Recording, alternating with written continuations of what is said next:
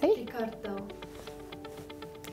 دوستان عزیز، میتونین با دود کردن اسفند هم خانه هایتان از کرونا آری بسازین. البته ای کفایت نمیکنه.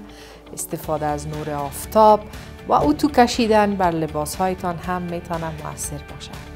خانه ماندن در ایام قرنطین فرصت مناسب است برای از اینکه با همدیگه‌تان با محبت و عشق و عاطفه کانون خانواده‌تان گرمتر بسازین با فرزندان عزیزتان. کتاب خواندن، آشپزی کردن، رسیدن به امور خانه، کار کردن در باغچه حویلی، در کنار همسرتان ایستادن و با او همکار بودن مزیتی داره که روزهای دشوار قرنطینه بر شما ساده و آسان می‌سازد.